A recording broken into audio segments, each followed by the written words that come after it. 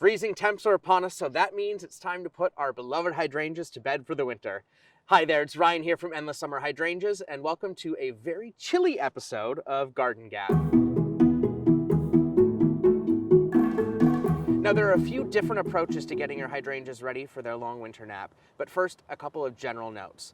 Number one, if you just planted your hydrangea this year, we always recommend at least a small amount of oak leaves, mulch, or pine straw at the base of the plant. And this is really to help protect that root system from the winter as it starts to establish in the ground. Number two, you want to wait to pile on that winter cover until the leaves have either dropped off completely or start to get dry and crinkly on the stems, because if you put it on too early and your daytime temps start to warm up again, it can cause moisture to build up and rot those stems, which would be a huge bummer next year to have those dead stems after you've been this protective over the winter. Now on to how to protect your babies.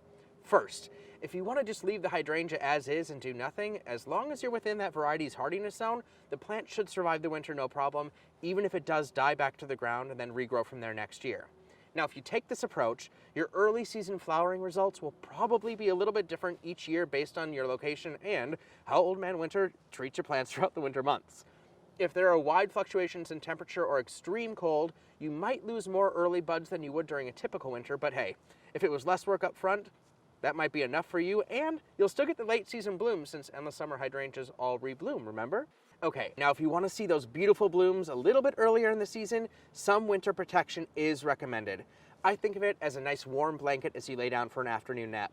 The hydrangeas are getting snuggled in for their winter nap, and the blanket protects those old wood flower buds so that they can survive to next spring, even if you have a tough winter.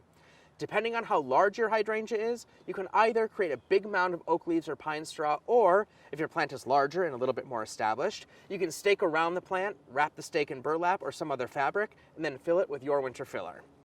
If you're doing this, that you want to wait until the leaves fall off the hydrangea first, otherwise you're creating a little microwave that can heat up and damage your stems. So once your fall leaves fall off or get crinkly, then go ahead and fill it up. So those are your main options. Either leave them and let Mother Nature take over, or if you want to put in a little elbow grease to give some extra protection for those old wood buds, give it that winter blanket and then head inside and grab a cup of coffee to warm yourself up. Thank you so much for watching today. If you enjoyed this video, please click like below, and always remember to subscribe so that you can stay up to date with our tips and tricks to maximize your hydrangea blooms.